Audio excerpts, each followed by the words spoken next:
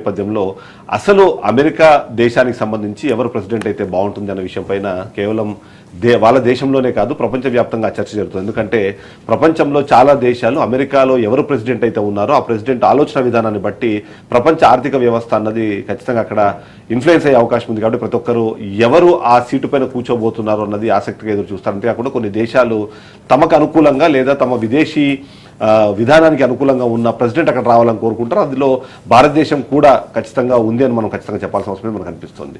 Donald Trump తనదైన శైలిలో ముందుకెళ్తుంటే కమలా Harris కూడా తను కూడా తక్కువేమీ కాదు అనే విధంగా ముందుకెళ్తున్న పరిస్థితి మనకు కనిపిస్తుంది. ఇప్పటికే అక్కడ ఏవైతే మనం చూస్తున్నామో ఇప్పటికే బ్యాలెట్ స్టార్ట్ అయిన నేపథ్యంలో ఎప్పటికప్పుడు సర్వే రిపోర్ట్లు మనకు వస్తున్నాయి. సర్వే రిపోర్ట్ల ప్రకారం ఎవరు ముందున్నారు, ఎవరు గెలిచే అవకాశం ఉంది అనే విషయం పైన ఇప్పటికే చర్చ మొదలైన నేపథ్యంలో ఎవరికి వారంటే కమలా హ్యారిస్ కావచ్చు, డొనాల్డ్ ట్రంప్ కావచ్చు, ఇద్దరు డి అంటూ ముందుకెళ్తున్నారు. డి అంటూ ముందుకెళ్లే క్రమంలో కూడా దేశ విదేశాల నుంచి అమెరికా దేశంలో ఎవరైతే వెళ్ళి ఇప్పటికే స్థిరపడిన వాళ్ళు ఉన్నారో అందులో భారతీయులు కూడా దాదాపు 21 లక్షల మంది ఉన్న నేపథ్యంలో భారతీయులు ఎలా భావిస్తున్నారు, విదేశాల్లో ఉన్న విదేశీయులు అక్కడికి వచ్చి ఏం ఆలోచిస్తున్నారు అన్నది ఒకటి చాలా కీలకంగా మారుతుంది.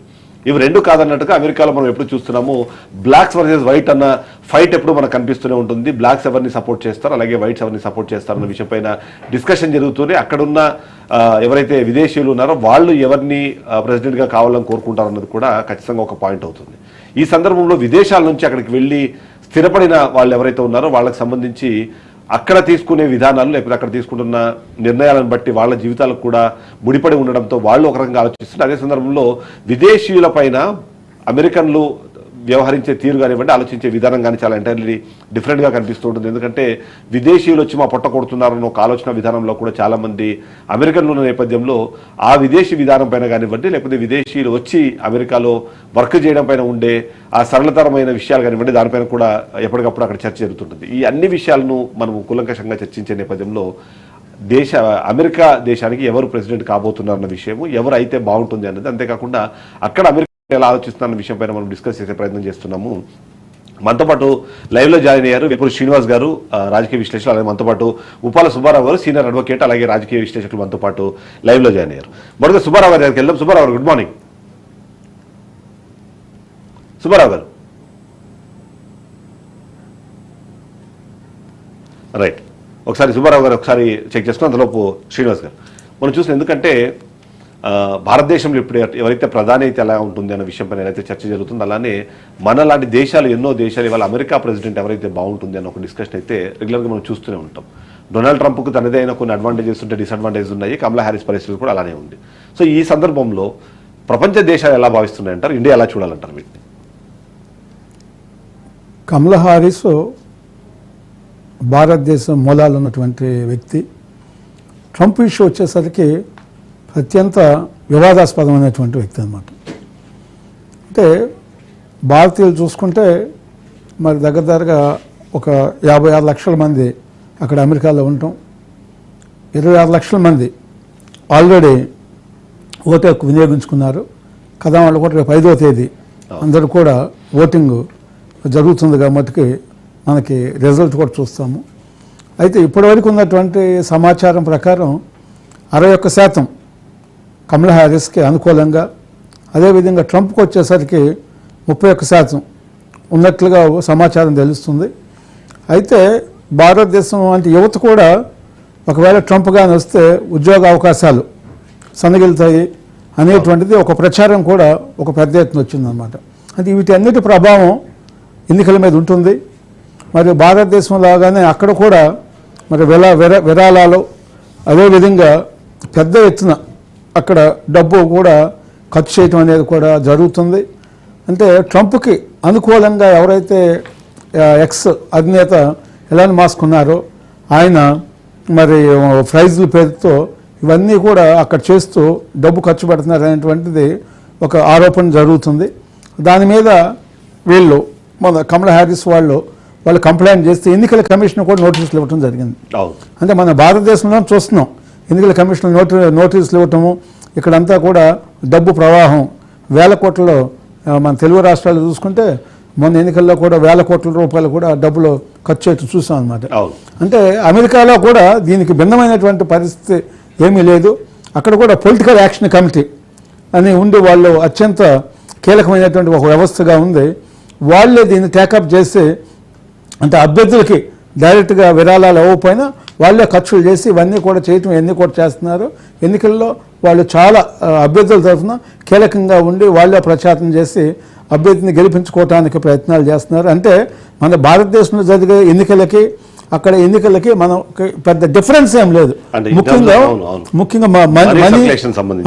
మనీ మ్యానిపులేషన్ దాంట్లో ఇక్కడికన్నా కూడా అక్కడ పెద్ద ఎత్తున ఎక్కువ చదువుతున్నది కూడా మనం చెప్పుకునేటువంటి పరిస్థితి కనపడుతుంది. సుబ్బారావు గారు చెప్పండి. ఎస్, అయితే మనకుంటే అమెరికాకు సంబంధించి అక్కడ ఎవరు కూర్చుంటారు ప్రెసిడెంట్ సీట్లు అన్న విషయం పైన దేశ విదేశాలతో పాటు భారతదేశం కూడా చాలా కీన్గా అబ్జర్వ్ చేసే పరిస్థితి మనకు కనిపిస్తుంటుంది. ఇప్పుడున్న పరిస్థితుల్లో డొనాల్డ్ ట్రంప్కి సంబంధించి చూస్తే గతంలో మోడీతో మంచి రిలేషన్ మెయింటైన్ చేశారు. గత ఎన్నికల సందర్భంలో కూడా మనం చూసాము ఆయనకి అనుకూలంగా ఓటు వేస్తే బాగుంటుంది అని ఒక ప్రచారం కూడా గతంలో జరిగింది. అయితే ఇప్పుడున్న పరిస్థితుల్లో కమలా హ్యారిస్కే కొద్దిగా ఎడ్జ్ ఉంది అన్న ఒక ఇన్ఫర్మేషన్ వస్తుంది. దాని తగ్గట్టుగా భారతీయులు ఎక్కువగా కమలా హ్యారిస్ వైపు మొగ్గు చూపుతున్నారన్న ఒక ఇన్ఫర్మేషన్ వస్తున్న నేపథ్యంలో ఎలా చూడాలంటారు దాన్ని? నిజంగానే డొనాల్డ్ ట్రంపా కమలా హ్యారిస్ అంటే ఎవరు భారతదేశ ఈ విదేశీ విధానానికి కానివ్వండి లేకపోతే ఇప్పుడున్న పరిస్థితుల్లో మనకి ప్లస్ అయ్యే అవకాశం ఉందంటారు? ఇప్పుడు ఇక్కడ ఒకటండి, ట్రంప్ ఆయన స్పీచ్ అంతా కూడా భారతీయ యువతకి వ్యతిరేకంగా ఉండే విధంగా, కొంత రెచ్చగొట్టే విధంగా ఆయన యొక్క స్పీచెస్ కొనసాగుతూ ఉన్నాయి. ఇక్కడ ట్రంప్ రిపబ్లికన్ తరఫున పోటీ చేస్తూ ఉన్నాడు. అలానే డెమోక్రాటిక్స్ తరఫున కమలా హారిస్ పోటీ చేస్తూ ఉంది. అయితే కమలా హారిస్కు ఉన్నటువంటి ప్రత్యేకత ఏంటంటే వాళ్ళ యొక్క పూర్వీకులు తమిళనాడుకు చెందిన వారని చెప్పేసి, భారత మూలాలు ఉన్నటువంటి వ్యక్తి అని చెప్పేసి ఒక ప్రచారం జరుగుతుంది. అలానే ఈ ఎన్నికలు దాదాపుగా మనకైతే 5 సంవత్సరాలకు ఒకసారి ఎన్నికలు జరుగుతాయి. అయితే మన ఈ ప్రత్యక్ష ఎన్నికలు కాదు ప్రధానివి, కానీ అమెరికాలో జరిగేటువంటి ప్రెసిడెంట్ ఎన్నికలు డైరెక్ట్ గా ఓటర్లు ఎన్నుకుంటారు. అంతేకాకుండా ఎలక్టరల్ ఓట్స్ ప్రధాన భూమిక పోషిస్తాయి. ఇక్కడ ఎందుకంటే కమలా హారిస్కి వచ్చేటప్పటికి డెమోక్రాటిక్స్ కి కొన్ని ఏరియాలు చాలా ప్రభావితమైన ఉన్నాయి. ఎందుకంటే కాలిఫోర్నియా కానీ, న్యూయార్క్ కానీ, కాలిఫోర్నియాలో ఎలక్టరల్ ఓట్స్ 54 ఉన్నాయి. అలానే న్యూయార్క్ లో 28 ఉన్నాయి. అంటే ఎక్కువ ఎలక్టరల్ ఓట్స్ ఉన్నటువంటి ప్రాంతాలు డెమోక్రాట్స్ చేతుల్లో ఉన్నాయి. అందువల్లే డెమోక్రాటిక్స్ సంబంధించినటువంటి కమలా హారిస్ కి గెలుపు అవకాశాలు ఉన్నాయి. టఫ్ ఫైట్ అయినప్పుడు కూడాను గెలుపు అవకాశాలు ఉన్నాయని ఒక అభిప్రాయం అయితే వెల్లడవుతుంది. ఇంకోటి ఏంటంటే అమెరికాలో భారతీయులు దాదాపుగా 52 లక్షలకు పైగా ఉన్నారు. దాంట్లో అత్యధిక భాగం కమలా హారిస్ వైపే ఉన్నారనేది అంచనాలు స్పష్టంగా తెలియజేస్తా ఉన్నాయి. కాబట్టి ఈ రోజున డిసైడింగ్ ఫ్యాక్టర్ ఎవరయ్యా అంటే భారతీయులే. భారతీయ యువత కానివ్వండి, లేకుంటే మిగిలిన వాళ్ళు కానివ్వండి, ఈ రోజున వీళ్ళిద్దరిలో ట్రంపా, కమలా హారిస్, వీళ్ళిద్దరి గెలుపుకి క్రియాశీలకంగా పనిచేసే వాళ్ళు భారతీయులు. అయితే ట్రంప్ అయితే ఒక కొత్త నినాదం పెట్టుకొచ్చాడు. డెమోక్రాట్స్ అధికారంలో కనుక వస్తే, కమలా హారిస్ అధికారంలోకి వస్తే వాళ్ళు కమ్యూనిజం వచ్చేస్తుంది, లేదంటే సోషలిజం వచ్చేస్తుంది, ఇక్కడ వ్యక్తి ఆస్తులని ఉండవు అని చెప్పేసి ఒక దుష్ప్రచారం అయితే ట్రంప్ చేశాడు. కానీ డెమోక్రాట్స్ ఎప్పుడు కూడా కమ్యూనిస్ట్ కాదు. కాదు, కానీ ఆ విధంగా ప్రజలను డైవర్ట్ చేయడానికి ట్రంప్ స్ట్రాటజికల్ గా పనిచేస్తా ఉన్నాడు. రెండోది ఇంకోటి ఏంటంటే మన భారతదేశంలో ఏదైతే దుష్ప్రభావం, ఏదైతే ఓట్లు కొనుగోలు అనే సంస్కృతి, విష సంస్కృతి ఉందో, ఇది అమెరికాలో కూడా ఉన్నట్లుగా ఇప్పుడు స్పష్టం అవుతా ఉంది. అంతే కదా. అవును. కాబట్టి వాళ్ళు కూడా వెనకున్నటువంటి డబ్బు ఉన్నటువంటి వాళ్ళు, లేకుంటే పారిశ్రామికవేత్తలు కూడా ఈ రోజున ట్రంప్ వెనక కొంతమంది ఉండి డబ్బులు ఖర్చు చేస్తున్నారనే ఒక అంశం అయితే వెలుగు చూస్తా ఉంది. అవును, అందులో ముఖ్యంగా ఎలాన్ మస్క్ అయితే అంటే డైరెక్ట్ గా ఏమంటారు ఆ ప్రచారంలో పాల్గొంటున్నారు, వాళ్ళకి అనుకూలంగా క్యాంపెయినింగ్ నడిపిస్తున్నారు. ఎందుకంటే ట్విట్టర్ చాలా కీలకమైన ఒక సోషల్ మీడియా ప్లాట్ఫామ్ గా మారిపోయింది. అవునండి. అలానే మొన్న జరిగిన ఇప్పటి వరకు జరిగిన ఎన్నికల్లో దాదాపుగా ఒక 1% కమలా హరీష్ ముందంజలో ఉందనేది చెప్తూ ఉన్నారు. సరే, రేపు 5వ తారీఖున మిగిలిన ఓటర్స్ ఓట్లు వినియోగించుకుంటారు. సరే, అదే రోజు 7 గంటలకే ఈ రిజల్ట్స్ కూడా ప్రకటించబడిపోతా ఉన్నాయి. అయితే ఇక్కడ ఇంకో రోల్ కూడా ప్లే చేస్తుంది. ట్రంప్ దగ్గరికి వచ్చేటప్పటికి వైట్ వర్సెస్ నాన్ వైట్. అవును, అదే పాయింట్ అడగబోతుంది. ఎందుకంటే అక్కడ జాత్యహంకార దాడులకు సంబంధించిన కాదు, మేబీ ఇప్పుడు ఆ ఇష్యూ మారింది కానీ బట్ అదైతే చాలా కీలకమైన అంశము. ఈయన యూజ్ చేస్తుంది కూడా. గత ఎన్నికలు కూడా చూసాం మనం. ట్రంప్ గతంలో ఉన్నప్పుడు కూడా I want to make India ఏది అమెరికా గ్రేట్ అగైన్ అని చెప్పేసి, అంటే గ్రేట్ గా లేదు. ఇప్పుడు అది కూడా ప్రధాన భూమిక పోషించే పరిస్థితులు ఉన్నాయి అక్కడ. వైట్ వర్సెస్ నాన్ వైట్ కూడా దాన్ని తక్కువ అంచనా వేయవలసిన అవసరం ఏం లేదు అక్కడ. అది కూడా ప్రధాన భూమికగానే ఈ రోజున ఎక్కడైతే అసమానతలు అమెరికాలో కూడా అత్యధికంగా ఉన్నాయనే విషయాన్ని మనం ఇక్కడ గమనించాలి.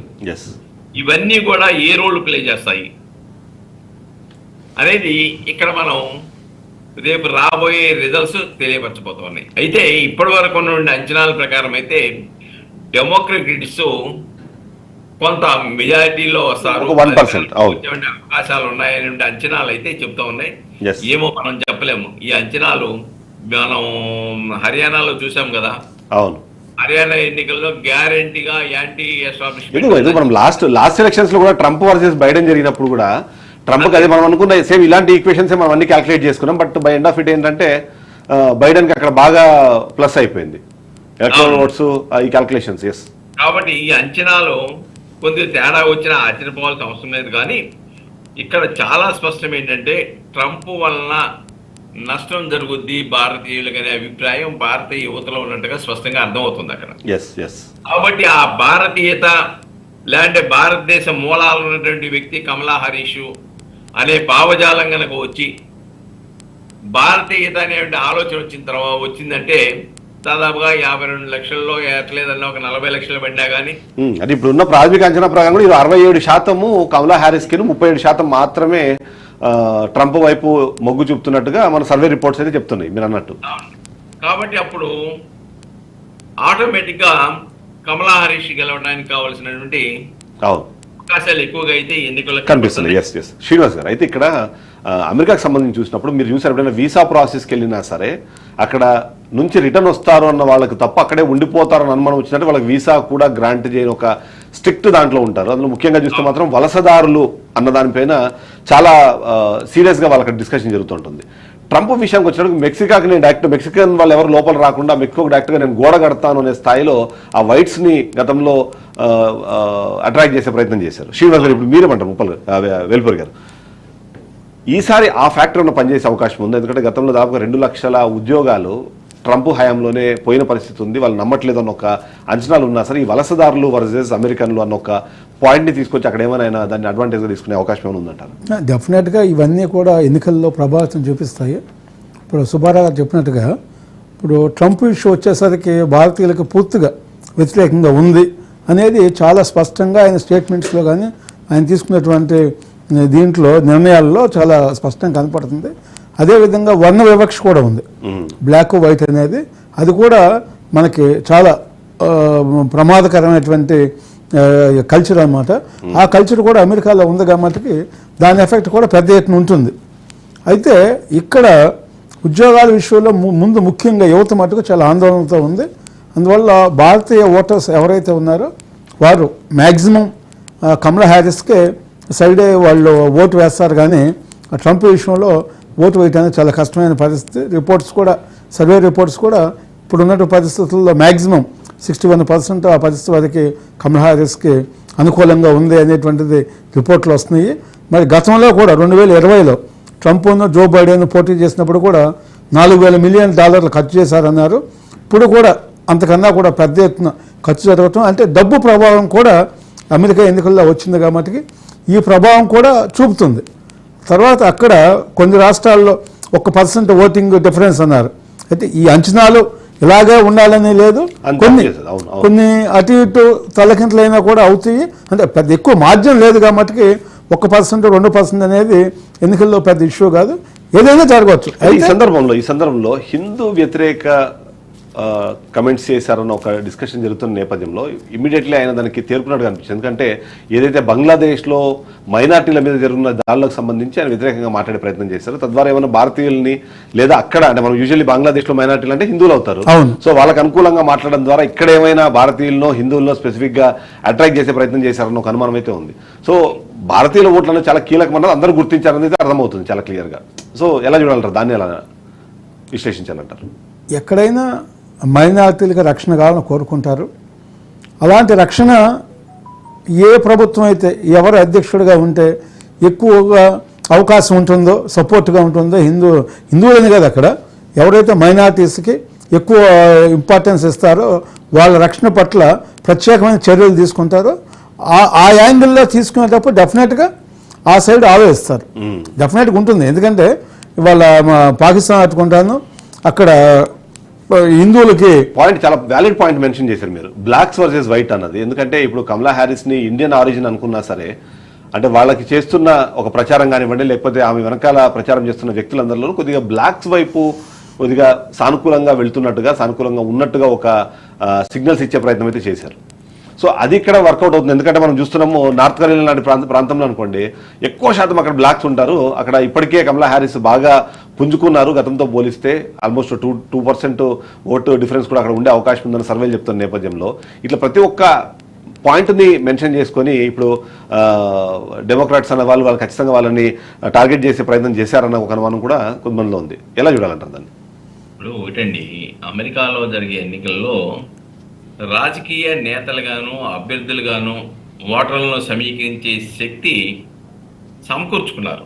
ఎస్, కాబట్టి భారతీయులు అక్కడ ఉన్నారు, ఓట్లు ఉన్నాయనే వరకే కాదు, అక్కడ రాజకీయాలని ప్రభావితం చేసే పరిస్థితులు కానీ, లేకుంటే అభ్యర్థులుగా ఎన్నికైనటువంటి అనేక మేయర్లు, ఇతర పోస్టులు ఎన్నికలైనటువంటి ఒక సామూహిక శక్తిగా ఎదిగారనే విషయాన్ని ఇక్కడ మనం గమనించాలి.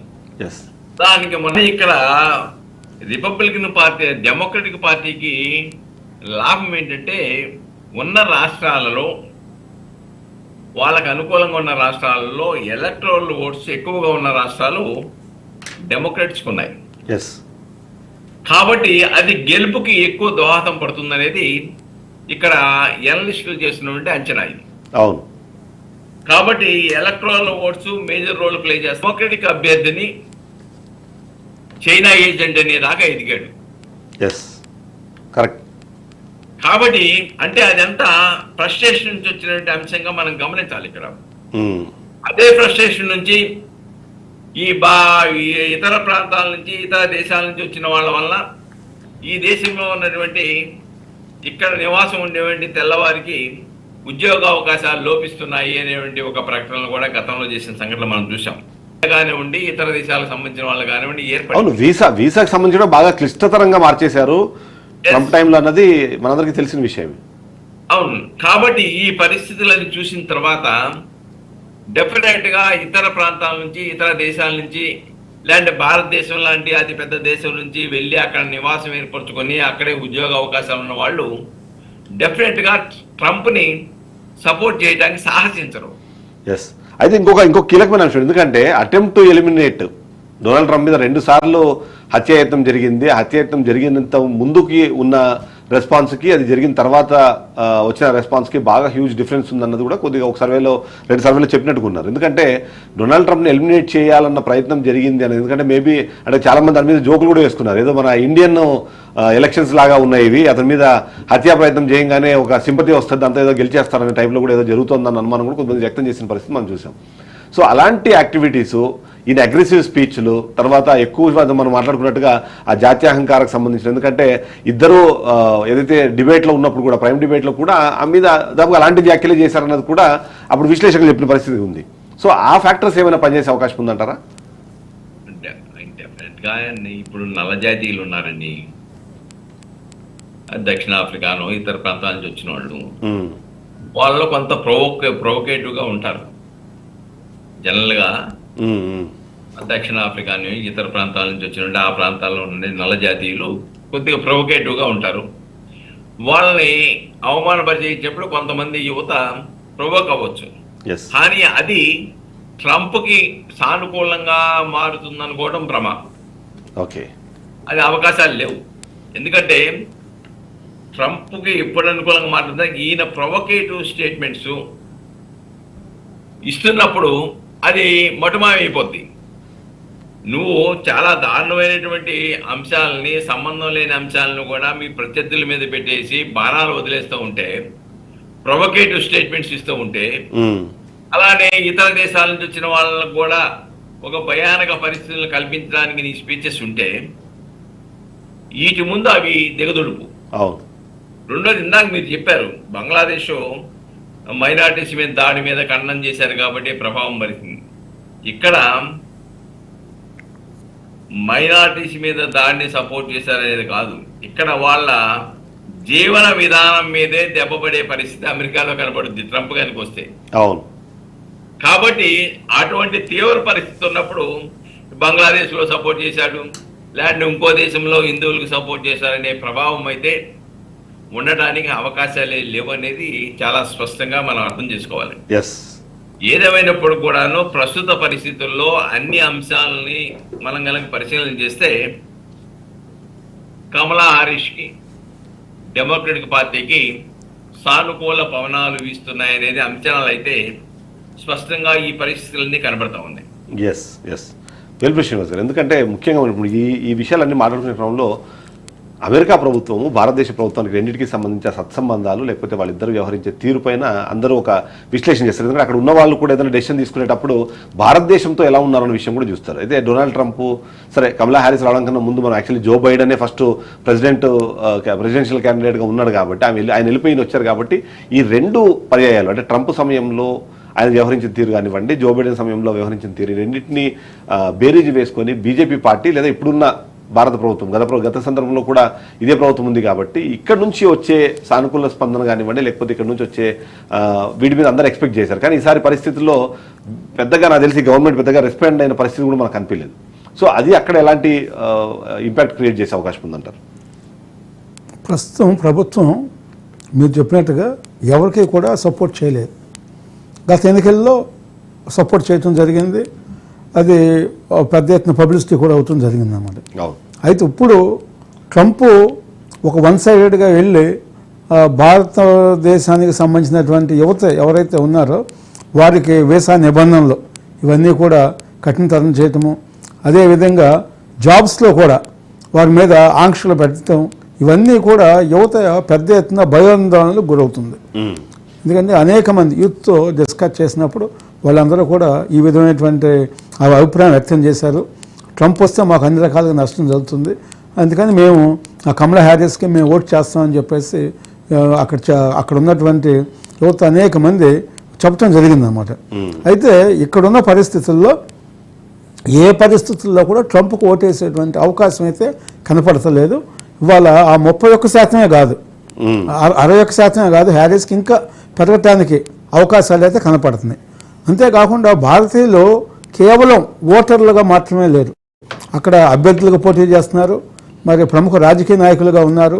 అంటే ఓటర్లను పెద్ద ఎత్తున ప్రభావితం చేసేటువంటి స్థాయిలో అక్కడ భారత రాజకీయ నాయకులు అదేవిధంగా అభ్యర్థులు వాళ్ళందరూ కూడా ఉన్నారు. వాళ్ళ కామన్ ఓటర్లు అనే పరిస్థితి నుంచి, అంటే అమెరికా అధ్యక్ష ఎన్నికలని భారతీయులు ప్రభావితం చేయగలరనే స్థాయికి అయితే మనకి డెఫినెట్గా పోయింది. అక్కడున్న పరిస్థితులను బట్టి భారతీయులు ఏ పరిస్థితుల్లో కమలా హ్యారిస్కే మద్దతుగా ఉండటానికి ఉంది. అంతేకాని విరాళాల విషయంలో కూడా మరి కమలా హ్యారిస్కి దగ్గరగా $100 కోట్ల పైగా ఆవిడకి విరాళాలు వచ్చినాయి అని చెప్పేసి చెప్తున్నారు.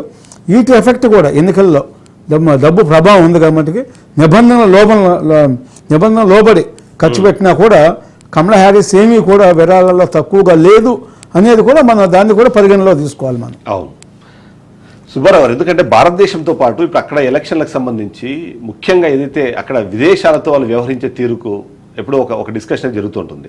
గత 4 సంవత్సరాలు అయితే ఈ ఎలాంటి యుద్ధాలు జరిగినా సరే వాళ్ళ యుద్ధాల్లో డైరెక్ట్గా యూఎస్ఏ పార్టిసిపేట్ చేయకపోవడం, గతంలో అంతకుముందున్న పరిస్థితులు ఎప్పుడైనా సరే యుద్ధానికి సిద్ధం అన్నట్టుగా ప్రతి సందర్భంలో మనకు ఆ డిస్కషన్స్ కానివ్వండి లేకపోతే అలాంటి స్టేట్మెంట్స్ అమెరికన్ ప్రెసిడెంట్ నుంచి వస్తూ ఉంటాయి. సో ఇప్పుడు ఉన్న పరిస్థితుల్లో ప్రపంచం మొత్తం అంటే డిఫరెంట్ ప్లేసెస్లో డిఫరెంట్ వార్స్ అయితే ఇప్పుడు నడుస్తున్నాయి. సో అమెరికా ఎలా వ్యవహరిస్తుంది, ఆ వ్యవహరించే తీరులో అమెరికన్లకు ఎంత నష్టం జరుగుతుందన్న విషయం పైన కూడా వాళ్ళు ఆలోచించే అవకాశం ఉందన్నది నా విశ్లేషణ. మీరేమంటారు? ఇక్కడ ఒకటండి, అంతర్జాతీయంగా కూడా అసలైతే ట్రంప్ అయితే వరల్డ్ హెల్త్ ఆర్గనైజేషన్ లాంటి సంస్థలను కూడా దూరంగా పెట్టిన సంఘటనలు మనం చూసాం. కాబట్టి అంతర్జాతీయంగా జరిగేటటువంటి సంస్థలను సైతం ఆయన తన ఉన్మాదంతో దూరం చేసుకున్నాడు. అది ఎంత వరల్డ్ హెల్త్ ఆర్గనైజేషన్ కూడా నువ్వెంత అనే స్టేజ్కి వెళ్ళిపోయాడు ఆయన. కాబట్టి విదేశాలతో ఉన్నటువంటి సంబంధాలు ట్రంప్ పాలనలో, ట్రంప్ ఆలోచనలో సక్రమంగా లేవు. ఎందుకంటే ఇండియా విషయం కానీ లేకుంటే ఇతర దేశాల్లో జరుగుతున్న ఈ మధ్య కాలంలో జరిగిన యుద్ధాలకు సంబంధించిన అంశాలు కానివ్వండి, వీటన్నిటిలో కూడా ఇంకోటి అంటే అమెరికా ఒక శ్రీలంక విషయంలో కానివ్వండి, లేకుంటే మన భారతదేశానికి సరిహద్దులో ఉన్న పాకిస్తాన్ విషయంలో కానివ్వండి, ఇలాంటి అనేక విషయాల్లో భారతదేశానికి వ్యతిరేకంగా ప్రవర్తిస్తడానికి దోహదపడింది అనేది ఒక భారతదేశ ప్రజల్లో ఉన్నటువంటి ప్రధాన అంశం. కాబట్టి విదేశీ వ్యవహారాల్లో భారతదేశం లాంటి అతి పెద్ద దేశానికి కూడా ఓపెన్ గా ట్రంప్ నేను సపోర్ట్ చేస్తానని చెప్పే పరిస్థితి లేదు. కాబట్టి ఈ పరిస్థితులను చూసిన తర్వాత భారతదేశ మూలాలు ఉన్నటువంటి ఒక వ్యక్తి కనుక అమెరికా అధ్యక్షుడు చేసి పూర్తి అధికారాలతో కనుక ఉండగలిగితే కొంతవరకు భారత వైపు సత్సంబంధాలు ఉంటాయి, అంతర్జాతీయంగా కూడా భారతదేశం ముందుకెళ్ళడానికి దోహదపడుతుందనే అభిప్రాయం కూడా చాలా మందిలో ఉంది. ఎందుకంటే భారతదేశ మూలాలు ఉన్న వ్యక్తి, తమిళనాడుకు చెందిన వ్యక్తి మరి అమెరికా లాంటి యునైటెడ్ స్టేట్స్ లాంటి దానికి ప్రెసిడెంట్గా ఎన్నికైపోతే డెఫినెట్గా భారతదేశ మూలాలు ఉన్నాయి కాబట్టి భారతదేశంతో సత్సంబంధాలు, ఆర్థిక రాజకీయ సంబంధాలు సక్రమంగా కొనసాగడానికి అవకాశం ఉంది అనే అభిప్రాయము స్పష్టంగా అక్కడ ఉన్నటువంటి ఓటర్లలో ఈ దేశానికి సంబంధించినటువంటి లక్షలాది మంది ప్రభావితం చేయగలిగిన వ్యక్తులు ఉన్నటువంటి వాళ్ళ మనసుల్లో ఉన్నది. కాబట్టి అది కనుక సఫలీకృతం అయితే ఇక్కడ ఇంకా మరొక కీలకమైన విషయం ఉంది. ఎందుకంటే మనం గతంలో ఎప్పుడైనా సరే అంటే ప్రపంచవ్యాప్తంగా ఏ దేశాల గురించి మాట్లాడుకున్నా రష్యాను, అమెరికా అన్న వాటిని రెండు చాలా కీలకమైన దేశాలుగానో లేకపోతే ఆ నిర్ణయాత్మక శక్తుల్లాగానో చూసేవాళ్ళు. ఇప్పుడు ఆ సరసన భారతదేశం కూడా చేరిపోయిన పరిస్థితి. దానికి కారణాలు మనము ఎన్ని విశ్లేషించినా మోదీ తీసుకున్న ఆ స్టెప్స్ కానివ్వండి, లేకపోతే కరోనా టైంలో ఆయన తీసుకున్న యాక్టివిటీస్ కానివ్వండి, ఖచ్చితంగా ప్రపంచవ్యాప్తంగా భారతదేశం కూడా ఈక్వల్ ఒక ఇంపార్టెన్స్ అన్నది అయితే క్రియేట్ చేయడంలో సక్సెస్ అయ్యారు. ఆ పరిస్థితుల్లో ఇప్పుడు అమెరికాలో ఉన్న ప్రెసిడెంట్ కొత్తగా వచ్చేవాళ్ళు కానివ్వండి, లేకపోతే రష్యాతో ఇప్పటికే ఉన్న ఒక సానుకూల స్పందన లేదా ఒక సత్సంబంధాలు ఏవైతే ఉన్నాయో ఇవి మూడింటిని మెయింటైన్ చేయాలి అంటే ఆ ప్లేస్లో ట్రంపా, హ్యారిస్ అన్న విషయంలో ఒక ప్రశ్న తలెత్తే అవకాశం అయితే మనకు చాలా క్లియర్గా కనిపిస్తూ ఉంటుంది. ఇంకోటండి, ఇక్కడ ఆల్రెడీ ట్రంప్ చేసేది ఏంటంటే ఇది కమ్యూనిస్టు భూతాన్ని ఎక్కువగా ఎక్స్పోజ్ చేసి Kamala Harris communist, socialist, China agent అని చెప్పేసి ఈ రోజున భారతదేశం వచ్చేటప్పటికి ఇటీవల కాలంలో చూసాం మోడీ కూడా చైనాతో సత్సంబంధాలు పెట్టుకోవడానికి చర్చలు జరిపిన సంఘటనలు మనం చూసాం. అప్పటి వరకు చైనాకి వ్యతిరేకంగా ఆలోచించిన వ్యక్తులు సైతం ఈ రోజున చైనాతో ఆర్థికపరమైన లావాదేవీలు కానీ లేకుంటే చైనాతో సత్సంబంధాలు పెట్టుకోవడం విషయంలో కానివ్వండి భారతదేశం, మోడీ లాంటి వాళ్ళు కూడా ఈ రోజున ప్రయత్నాలు చేస్తున్నారు. కాబట్టి ఈ ట్రంప్ చైనా ఏజెంటు, కమలా హారిస్ అనేవి ఆయన కొని తెచ్చుకున్నట్టుగా ఉంటాయి. కానీ ఈ అక్కడ అందరి ఓటర్లని సమీకరించుకోవడానికి కావలసిన ప్రకటనలు అయితే ట్రంప్ చేయటంలా, ఏదో ప్రాంతీయతత్వాన్ని రెచ్చగొట్టేస్తే, అసమానతలు రెచ్చగొట్టేస్తే అధికారంలోకి వస్తామనే ఒక తపన నుంచి బరస్ట్ అయిపోయి ఉన్మాద ప్రకటనలు చేస్తా ఉన్నాడు ఆయన. అంతే, అవును. అది అతనికి నష్టాన్ని చేకూర్చుంది, ప్రత్యర్థులకి, డెమోక్రాట్స్ కి అది లాభాన్ని చేకూర్చే పరిస్థితులు స్పష్టంగా కనబడుతున్నాయి. ఎందుకంటే వరల్డ్ ఎకానమీకి చూసినప్పుడు ఖచ్చితంగా ఈ రిజల్ట్స్ నుంచి వచ్చే నెక్స్ట్ తీసుకునే ఆ డెసిషన్స్ ఏవైతే ఉన్నాయో చాలా కీలకమైన పాత్ర పోషించే అవకాశం ఉంటుంది. సో ఆ సందర్భంలో చూసినప్పుడు కూడా ట్రంప్తో పోలిస్తే కమలా హ్యారిస్ కొద్ది లిబరల్గా వెళ్తారన్న ఒక అంచనా అయితే చాలా మందిలో ఉంది. సో దాన్ని ఎలా చూడాలంటారు? డెఫినెట్గా ట్రంప్ వివాదాస్పదమే కాకుండా అధికారం కోసం ఎంతకైనా దిగజారేటువంటి పరిస్థితి అనేది మనం చాలా స్పష్టంగా చూస్తున్నాము. వాళ్ళిద్దరు డిబేట్స్ అప్పుడు కూడా మన కమలా హ్యారిస్ మీద అనేక విమర్శలు చేయటము, కించపరచటము, మహిళని కూడా చూడకుండా ఒక వివక్షగా మాట్లాడటం, ఇవన్నీ కూడా మనం చూసాం అన్నమాట.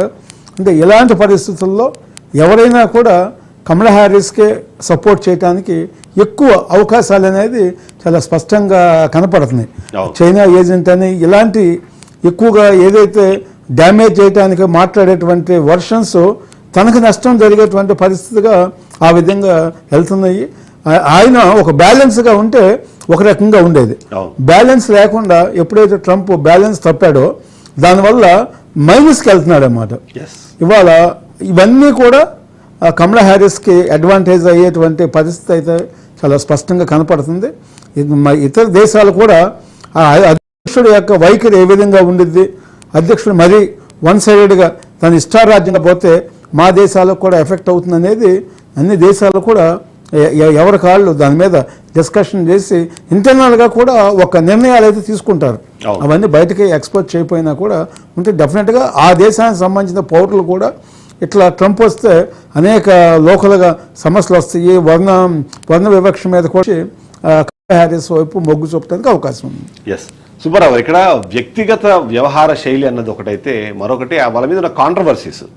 మనం చూస్తే కమలా హ్యారిస్ సంబంధించి పెద్దగా కాంట్రవర్సీ మనకు పెద్దగా కనిపించవు, కానీ డొనాల్డ్ ట్రంప్ దగ్గరకు వచ్చేటప్పటికి ఒక స్కాండల్ సంబంధించిన డిస్కషన్ ఉంటుంది, ఐటీ ఎగ్గొట్టుకు సంబంధించిన కొన్ని డిస్కషన్స్ అనేది జరుగుతూ ఉంటాయి. ఇలాంటివి చూసినప్పుడు అంటే వ్యక్తిగత వివాదాలు అన్నవి కూడా ప్రజల్లో ఒక చర్చకు దారితీసే అంశంగానే మనకు కనిపిస్తుంది. ఆ విధంగా చూసినా సరే కమలా హ్యారిస్ అనేది అక్కడ ఒక పాయింట్ ఏమైనా గెయిన్ చేసింది అన్నది ఒక విశ్లేషణ.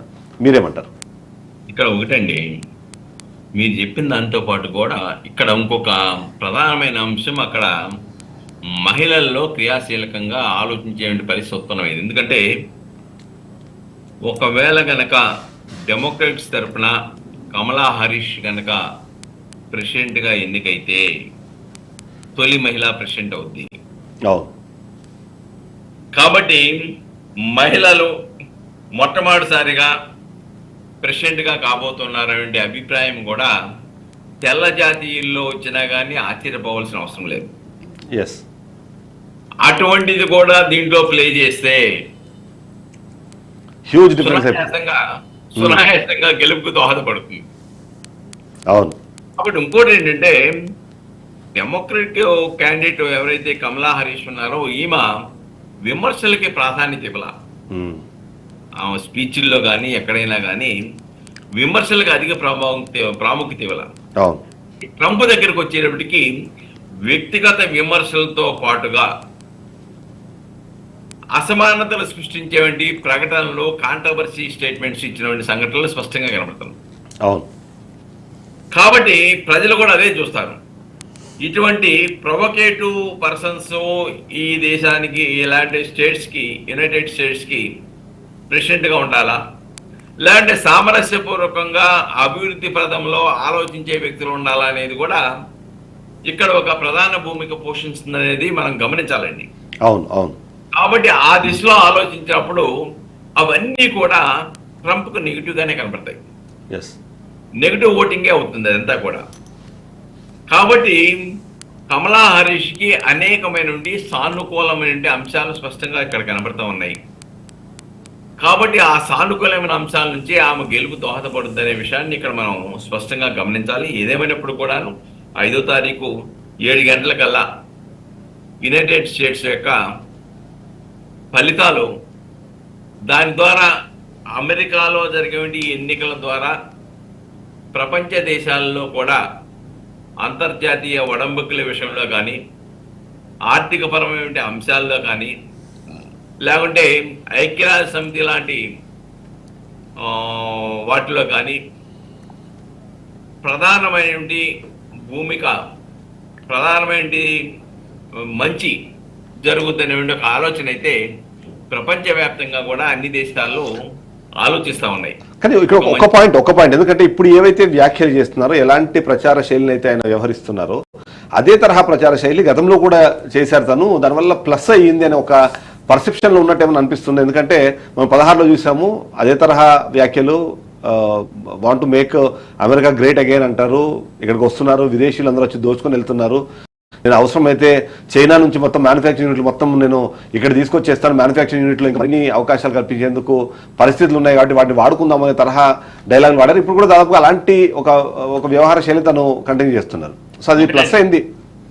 గతంలో ఈయన ఇచ్చిన హామీలు అమలుకు నోచుకోలే, ఆచరణ సాధ్యం కాలా, ఆచరించడంలో దృష్టి కేంద్రీకరించలా. ఇవి డెఫినెట్ గా ఆయన గతంలో ఇచ్చిన మాటలు ఏ విధంగా చేశాడు, ఇప్పుడు ఇచ్చే హామీలు ఎలా ఉంటాయి, అమలు చేసే మనస్తత్వం ఉందా, లేకపోతే ఓట్లను సంపాదించుకోవడానికి ఆలోచించే మనస్తత్వమా, ప్రజలు డెఫినెట్ గా గమనిస్తారండి. ఎందుకంటే అందులో ఎడ్యుకేటెడ్ పర్సన్స్ ఉన్నటువంటి స్టేట్స్ లో డెఫినెట్ గా కొంతవరకు ఆలోచిస్తారు.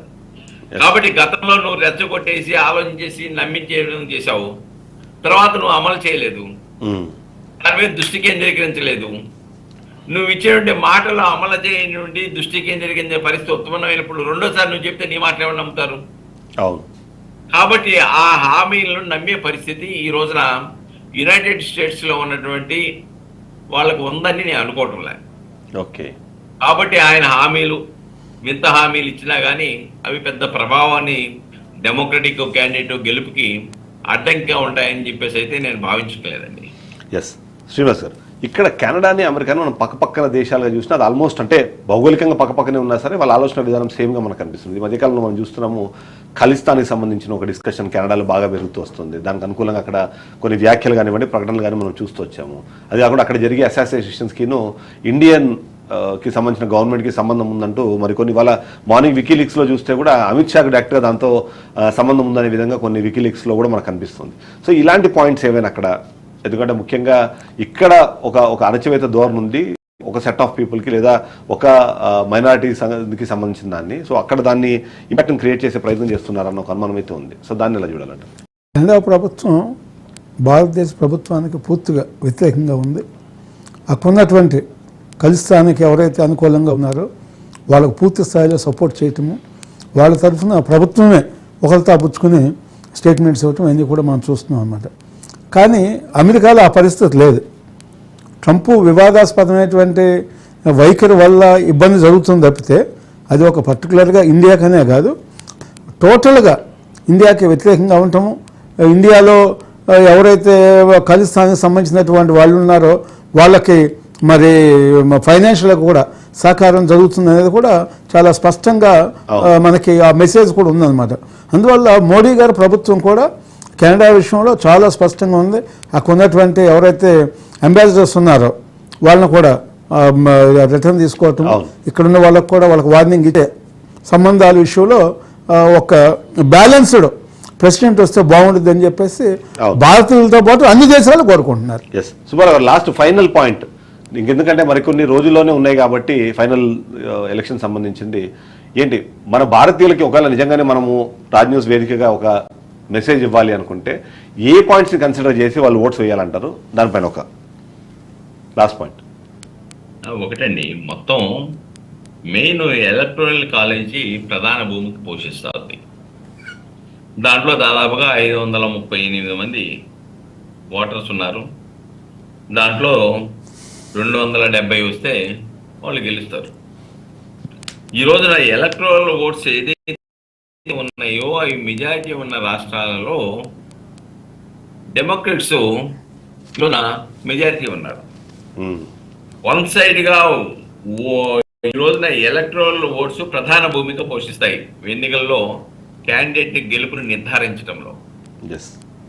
కాబట్టి అటువంటిది సానుకూలంగా ఉన్నప్పుడు డెఫినెట్గా ఈ యొక్క ఎన్నిక అనేది సునాయాసం అయిపోతుందని చెప్పేసి నా యొక్క అభిప్రాయం. ఏదేమైనప్పుడు కూడాను ఎవరైతే డెమోక్రటిక్ కమలా హారిస్ ఉన్నారో ఆమె గెలుపు ద్వారా భారత్ ఒక పెద్ద దేశం కాబట్టి, ఆర్థికంగా బలమైన దేశమే కాకుండా ఆయుధాల్లో కూడా బలమైన దేశం కాబట్టి దేశాల మధ్య విభేదాలు సృష్టించి ఆయుధాలు అమ్ముకునే పరిస్థితి లేకుండా, ఆయుధాలు అమ్ముకోవడానికి మరొక దేశాన్ని ఇంకొక దేశం మీద రెచ్చగొట్టేటువంటి విధానాలు కొనసాగించకుండా అన్ని దేశాలతో సత్సంబంధాలు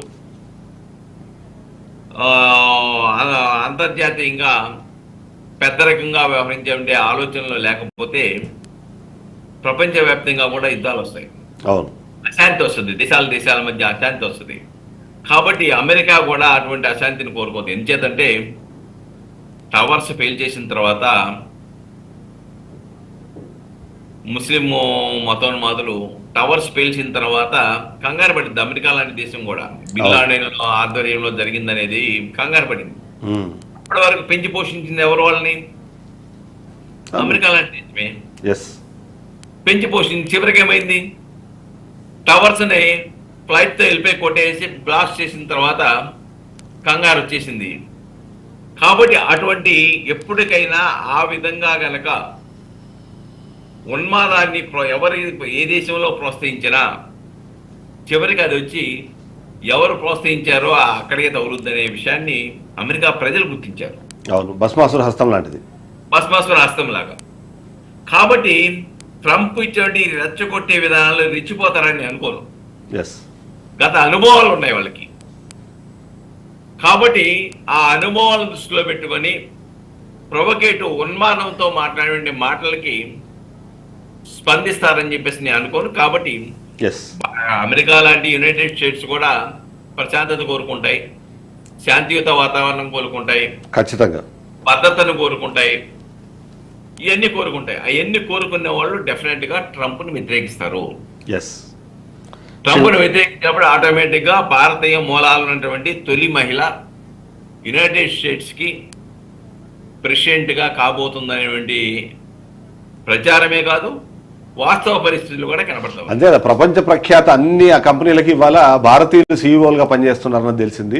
ఇక మనం నిజంగానే అమెరికా కూడా ఆ ప్రెసిడెంట్ పొజిషన్ కూడా మనం తీసేసుకున్నాము అంటే మేబీ అదంతా కంప్లీట్ అయిపోతుందేమో. శ్రీనివాస్ గారు, ఫైనల్ పాయింట్, ప్రజలు అక్కడ ఎలా చూడాలంటారు? లాస్ట్ పాయింట్, ఓటింగ్ వేసే సమయంలో ఏ అంశాలు పరిగణలో? డెఫినెట్గా ప్రపంచం మొత్తం కూడా వాళ్ళ శాంతిని కోరుకుంటుంది. మోడీ గారు అనేక సార్లు చెప్పారు, ఉగ్రవాదులకి ఎవరు మద్దతు ఇచ్చినా కూడా దాని యొక్క ఇంపాక్ట్ ఆ దేశం కూడా అనుభవించాల్సి వస్తుందని మోడీ గారు కూడా అనేక సార్లు హెచ్చరించడం మనం చూసాం. డయాస్లో ప్రపంచంలో ఆయన పర్యటనలో చూసాం అన్నమాట. ఇప్పుడు బిన్ లాడెన్ ఇష్యూ చాలా క్లియర్గా సుబ్బారావు గారు కూడా చెప్పినట్టుగా బిన్ లాడెన్ ఏం చేశారు, వాళ్ళని ఎవరు పోషించారు, తర్వాత అది అమెరికా మీద ఏ విధంగా అటాక్ అయ్యారు అనేది చూసాము. ఏ దేశంలో ఉన్నటువంటి ఓటర్లు కానీ ఆ దేశ ప్రజలు కానీ ఎక్కడా కూడా వాళ్ళు ఇలాంటి కల్చర్ని కోరుకోరు.